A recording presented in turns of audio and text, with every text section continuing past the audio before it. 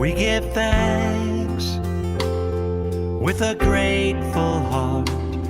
Give thanks to the Genesis 47.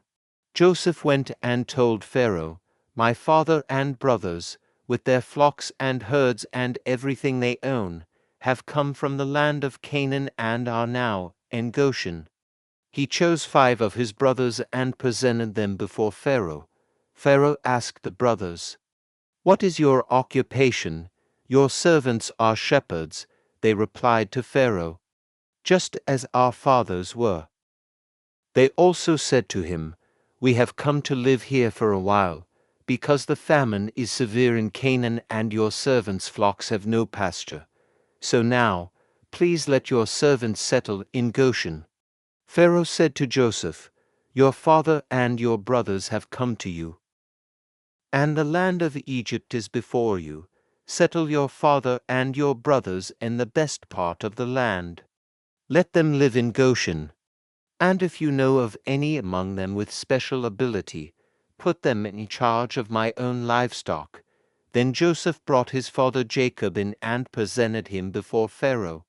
After Jacob blessed Pharaoh, Pharaoh asked him, "How old are you?" And Jacob said to Pharaoh, "The years of my pilgrimage are 130. My years have been few and difficult, and they do not equal the years of the pilgrimage of my fathers." Then Jacob blessed Pharaoh and went out from his presence. So Joseph settled his father and his brothers in Egypt and gave them property in the best part of the land, the district of Ramesses, as Pharaoh directed. Joseph also provided his father and his brothers and all his father's household with food, according to the number of their children.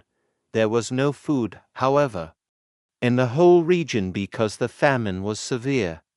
Both Egypt and Canaan wasted away because of the famine. Joseph collected all the money that was to be found in Egypt and Canaan in payment for the grain they were buying, and he brought it to Pharaoh's palace. When the money of the people of Egypt and Canaan was gone, all Egypt came to Joseph and said, "Give us food. Why should we die before your eyes? Our money is all gone. Then bring your livestock." Said Joseph, "I will sell you food in exchange for your livestock, since your money is gone." So they brought their livestock to Joseph, and he gave them food in exchange for their horses, their sheep and goats, their cattle and donkeys.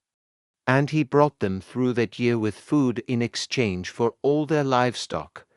When that year was over, they came to him the following year and said, "We cannot hide from our lord the fact that since our money is gone and our livestock belongs to you, there is nothing left for our lord except our bodies and our land.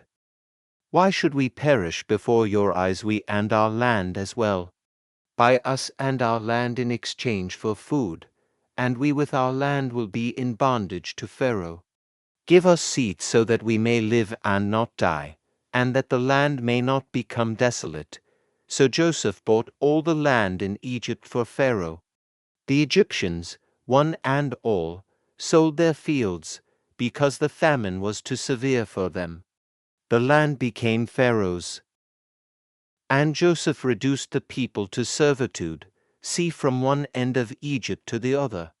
However, he did not buy the land of the priests, because they received a regular allotment from Pharaoh and had food enough from the allotment Pharaoh gave them. That is why they did not sell their land. Joseph said to the people, "Now that I have bought you and your land today for Pharaoh, here is seed for you so you can plant the ground. But when the crop comes in, give 1/5 of it to Pharaoh. The other 4/5 you may keep as seed for the fields and as food for yourselves and your households and your children." "You have saved our lives," they said. "May we find favor in the eyes of our Lord. We will be in bondage to Pharaoh." So Joseph established it as a law concerning land in Egypt still in force today that 1/5 of the produce belongs to Pharaoh. It was only the land of the priests that did not become Pharaoh's. Now the Israelites settled in Egypt in the region of Goshen. They acquired property there and were fruitful and increased greatly in number. Jacob lived in Egypt 17 years, and the years of his life were 147. When the time drew near for Israel to die, he called for his son Joseph and said to him, "If I have found favor in your eyes, put your hand under my thigh and promise that you will show me kindness and faithfulness. Do not bury me in Egypt, but when I rest with my fathers, carry me out of Egypt and bury me where they are buried. I will do as you say," he said. "Swear to me," he said. Then Joseph swore to him, and Israel worshipped as he leaned on the top of his staff.